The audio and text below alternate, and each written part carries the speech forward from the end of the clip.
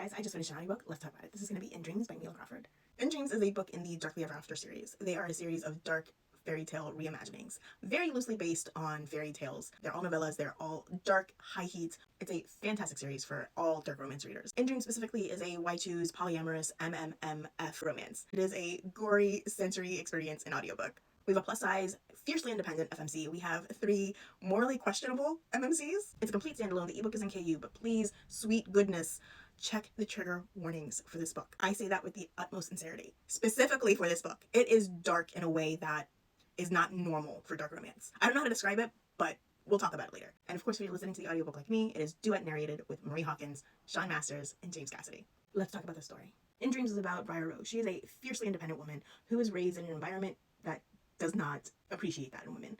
When she was 18, her father used her as leverage basically to pay off one of his debts that was going to accrue in 3 years. To the surprise of no one, when she turns 21, she is promised to this person who held her father's debts. Independent Briar is not going to accept that. She goes to her oldest friend for help. Ezra and Briar grew up together. When they were children, they were best friends. It wasn't until Briar was about 16 that Ezra kind of drifted away from her. She never understood why. They didn't have a fight or anything, but he just kept his distance from her. And still, she's always loved him. She always considered him to be her best friend, even if there was that distance between them. So of course, when she's in trouble when she's 21, she goes to him for help. Ezra has grown up to be completely different than the sweet young man that Briar knew growing up.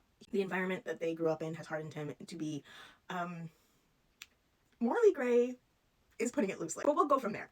Ezra is a dangerous man. And as much as Briar thinks that Ezra has kept away from her, he has been keeping a very close eye on her the entire time that they've been separated. An added benefit for Briar going to Ezra is that Ezra's not alone. He has 2 extremely dangerous best friends that he's basically tied at the hip with. Those 2 men are Malachi and Darius. Malachi is a hilarious chaos monster that will make you laugh and then threaten to skull fuck you. He'll do it too. Darius is the quieter one of the group. Still dangerous, but not so in your face with it. Darius probably has the most tragic backstory of this group. He fled from Iran when he was a teenager to the US. We get glimpses of his past to kind of understand how he's developed into the man he is now. So Briar approaches Ezra, says, "This is my problem, I need your help." And he agrees with conditions. And that's where the majority of our story takes place. I obviously adore Mila's work. It is a grab bag of just dark, romantic, fucked up, educational, and I just adore all of her work. If you haven't read Mila's work before, I implore you to check the triggers. This book gets dark in a way that is not, oh, he stabbed him. There's plenty of stabbing, don't get me wrong, but it's dark in a way that, personally, I had to take breaks. Darius's backstory was just so heartbreaking. And of course, a lot of her work, as fantastical as it is, the crux of it is built upon realism. It's the patriarchy and misogynism and sexism and classism. All of Mila's books, especially in this Darkly Ever After series, have those built into the storyline in a way that makes these basically protests, this exorcism of freedom of speech, like a consumable media. Does that make sense? Basically, I adore Mila Crawford. She's a fucking badass, and it's so interesting to read and see the world through her lens. I obviously just adore her work, so yeah.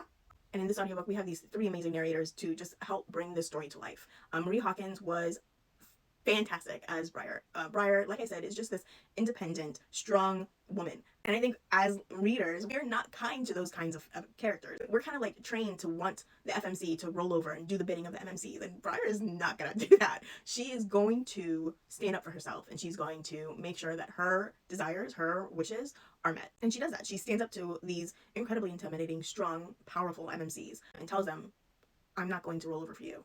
And James Cassidy portrays Malachi and Ezra. And James is obviously fantastic in that. But my favorite character that he played in this was Briar's fiance. That performance made my skin crawl. My face was just distorted the entire time that man was in the scene. That's just, an ode to James's performance. Even for some side character that has, a chapter in the book. He's so good at character performance. And of course, Sean Masters, who played Darius in this and just absolutely broke my heart multiple times. His performance of Darius, especially the flashback scenes. Oh God.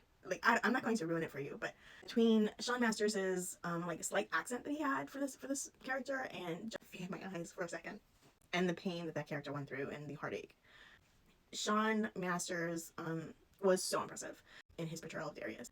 I'm not going to say any more without breaking out in tears, so I'll leave it at that. And I normally don't mention the production company, but I have to mention Podium Audio. Their contribution to this, obviously, you're producing the audiobook, but the sound effects and the squelching and just kudos.